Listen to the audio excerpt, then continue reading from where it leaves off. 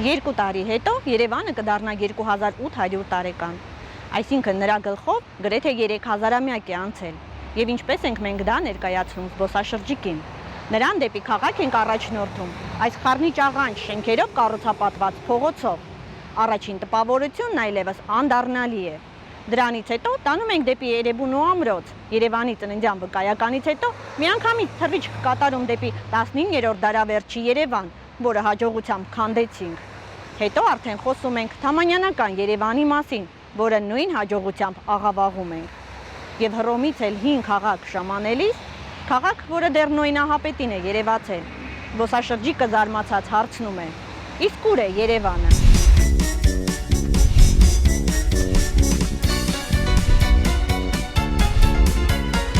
Երևանում տոն է, թող բոլորը գան։ Որևէ ստեղծագործություն, ֆիլմ, նույնիսկ տեսարժան վայր կամ քաղաք ներկայացնելու եւ հաջողության հասնելու համար սկիզբն ու վերջը, ելքն ու մուտքը պետք է գեղեցիկ ու ազդեցիկ լինեն, արտահայտեն ասելիքի հիմնական իմաստը։ Իհարկե, Երևանը տոն է, թող բոլորը գան, սակայն դժվար թե գտնվի Երևանի նման եւս մեկ քաղաք, որի մուտքն այդքան անհարիր լինի քաղաքի պատմությանը։ Եվ հետո արդեն ոչ ոք չգիտե, թե այդ նույն ճանապարհով Երևանից հեռանալիս զբոսաշրջիկն ինչ է մտածում, արդյոք նա եկել էր ուրիշ Երևան տեսնելու։ Յուրաքանչյուր արտասահմանի ժամանող զբոսաշրջիկ, երբ գալիս է Երևան, բնականաբար դիմավորելուց հետո քաղաք հասնելու համար ստիպված ենք անցնել հարավ-արևմտյան թաղամասով, Արկավանդով եւ իհարկե տեսնելով այդ բարձրահարկ շենքերը, զբոսաշրջիկները զարհուրում են ու այդպիսով ծանոթանում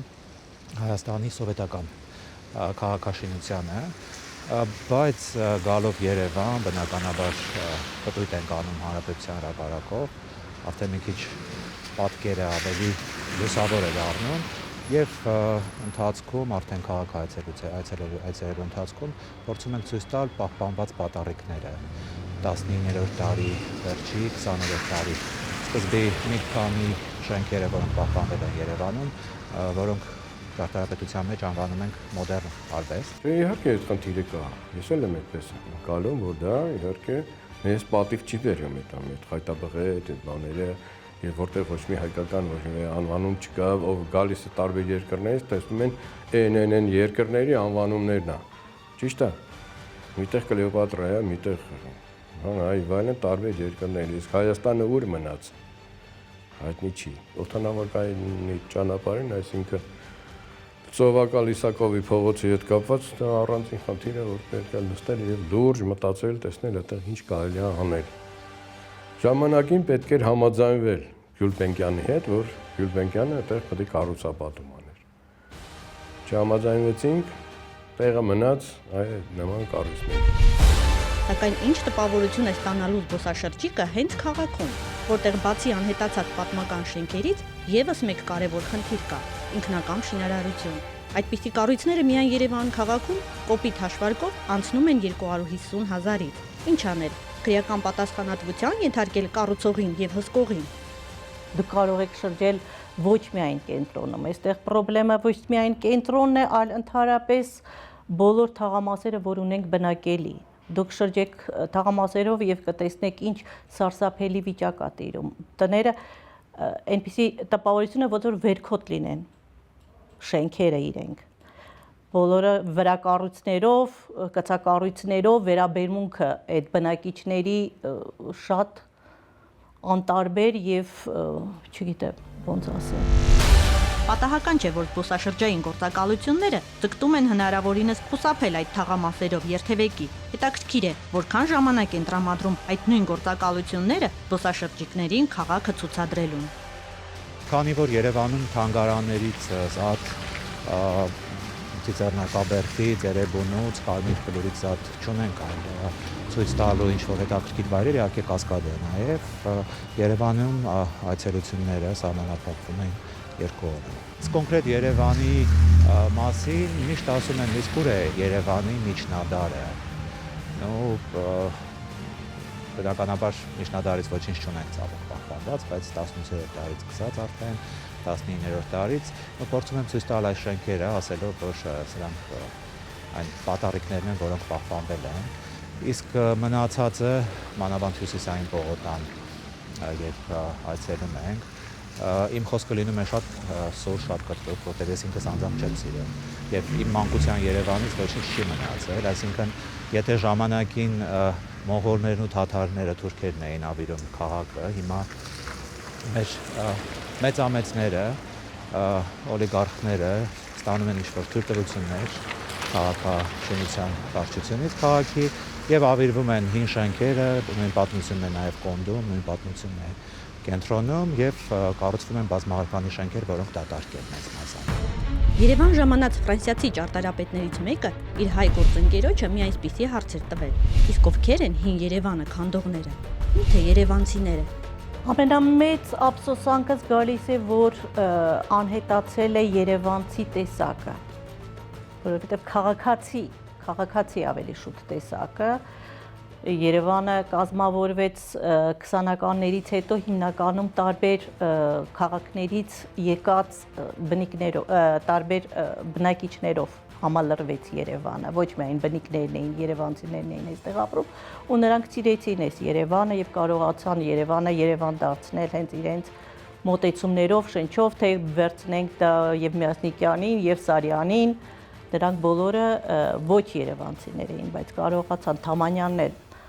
Սանկտ Պետերբուրգից էր եկել Հայաստան, բայց կարողացավ ինքը իր վերաբերմունքով, սիրով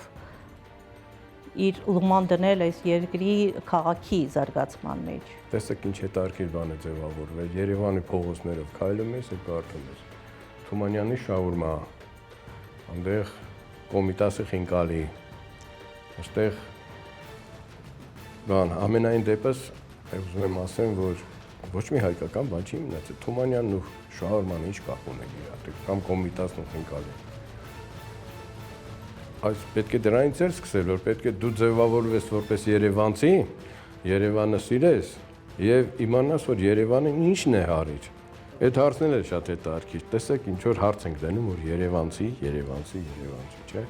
Կարող եք անվանեք երևանցիներին, որ ասենք այն տարիներին երևանցի են եղել եւ նրանք շարունակել են զարգացրել են։ Կան իհարկե, բայց այնքան քիչ են։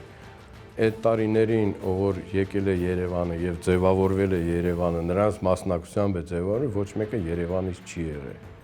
Շատ քչերն են եղել Երևանը։ Այդ երևանցին, որ ասում ենք, եկեք այսպես սահմանենք, էլի, որ երևանցին նա է, որ սիրում է Երևանը իսկապես եւ գալով Երևան նվիրվում է Երևանին։ Երևանցին իմ կարծիքով հայ երիտասարդն է, հայ հայրենասեր երիտասարդն է, որի շնորհիվ մենք կարողացանք պահպանել որոշ շինություններ Երևանում, որոնք ավերման եզրին էին, որովհետև ինչ-ինչ մարդիկ ուզում էին տիրանալ տարածքին, նոր շենքեր կառուցել եւ անձամբ ես իմ ուսանողների հետ մասնակցել եմ այդ պայքարին եւ անգամ մեկ գիշեր մնացել աֆրիկյանների բանդոկի հանրահայտ շենքի բակում եւ խանգարել աշխատանքների իրականացմանը։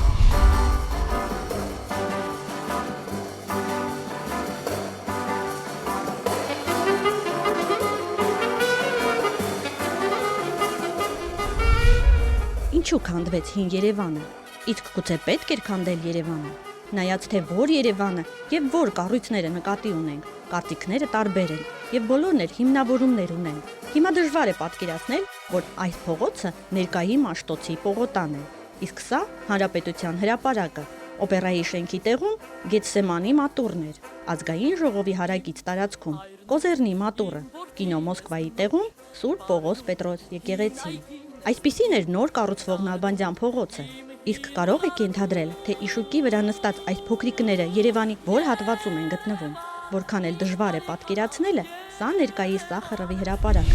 Ճարտարապետները համակարծիք են։ Իհարկե, քաղաքը պետք է զարգանար, եւ Թամանյանական Երևանն էլ ժամանակին ընդլայնվել է հին թաղամասերի եւ կառույցների հաշվին։ Սակայն այն, ինչ իրենից ճարտարապետական եւ քաղաքաշինական տեսանկյունից արժեք էր ներկայացնում, պետք էր պահպանել։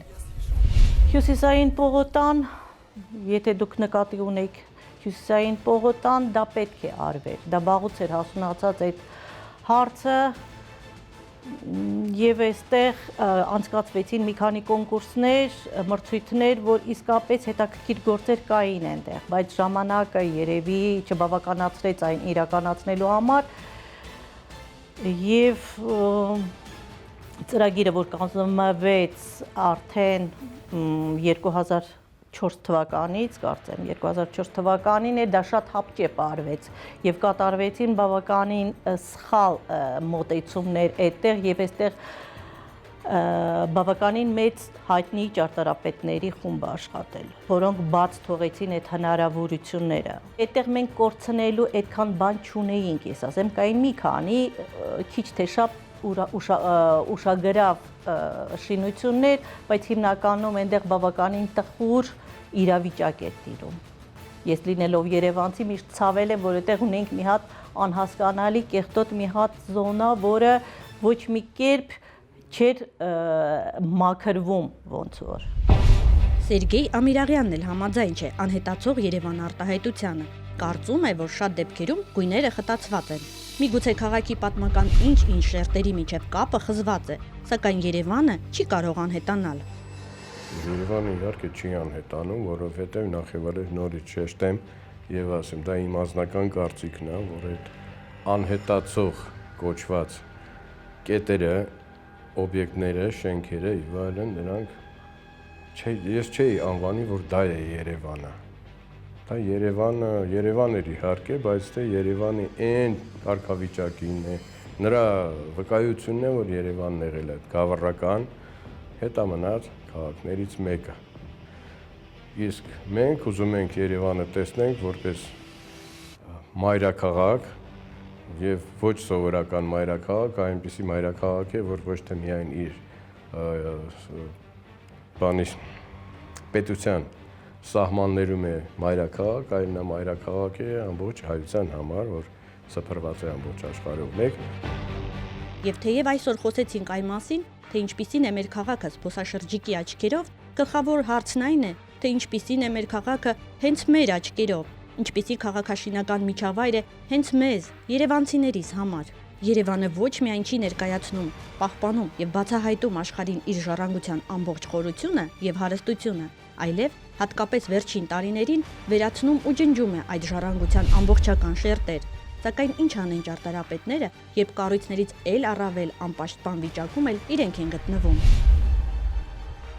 Ճարտարապետները բավականին անուժ են օրենքի նկատմամբ, իրավիճակի նկատմամբ, որտեղ մենք պաշտպանված չենք ոչ մի ձևով, ոչ պատվիրատուից, ոչ քաղաքի իշխանություններից։ Դա շատ բարդ է այս իրավիճակում, եթե որևէ շենք մենք փորձում ենք պատվիրատուի հետ պայքարելով ինչ որ կարողանալ վերակառուցել կամ ինչ որ մի բան անել, դա բավականին մեծ ուժեր է պահանջում եւ մենք երբեք չենք կարողանում անել այն ինչ որ ուզում ենք, որովհետև մենք մեր մեջքում չունենք ոչ այն օրենքը, որ կարող է մեզ պաշտպանել պատվիրատուի կմահաճույքից, ոչ էլ քաղաքային իշխանություններն են կարողանում անզոր են ավելի շուտ այդ փողի գումարի, չգիտեմ ինչի նկատմամբ։ Ճարտարապետներն անզոր են, պատվիրատուներն անուղոկ, իսկ երևանցիները անտարբեր։ Թեև սա վիճելի հարց է, Տիգրան Արզումանյանը վստահ է, վերջերս հին շենքերը քանդելու դեմ հասարակության ընդվզումը թույլ է տալիս ասել, որ երևանցիների նոր, խոստումնալից սերունդ է աճում, եւ դա աննկատ չի մնում։ Մեր քաղաքն այնուամենայնիվ կարողացել է նրան փոխանցել իր շունչը։ Զբոսաշրջիկները Երևան այցելող սիրում են Երևանը, երբեմն նույնիսկ լինում են մարդիկ, որ ասում են, որ գիտեք, քիչ էր Երևանին հատկացված օրերը։ Երևանը սիրում են այն պատճառով, իրենց խոսքերն են կրկնում, որ Երևանը երիտասարդ քաղաք է, Երևանում երիտասարդություն կա, ինչը Եվրոպայում գնալով ավելի ու ավելի նվազում է, եւ կա ինչ-որ հետաքրքիր զարկերակ Երևանում, կարծում եմ կենտրոնի մասին է խոսքը հատկապես, որովհետեւ ամեն դեպքում մենք ունենք գունային խաղ շատ հետաքրքիր, տեսեք հրապարակը վարդագույն տուֆով, ունենք շեկ եւ սև տուֆի համադրություն։ Հասկանալի է, որ պետք է փոխվեր, սակայն հին քաղաքից մի կտոր մայթերից մինչև շենքերի տանիքները անփոփոխ պիտի պահեինք։ Հիմա էլ տեղ-տեղ զարդարված պատուհանների, տան համարների եւ դարպաս հիփականների, պատշգամբների մեջ ապրում է հին քաղաքը։ Նրա սրտի զարկերը երևանցիների սրտերի հետ համահունչ խփելով հարցնում են. դուք ուզում եք ապրել ուրիշ Երևանում։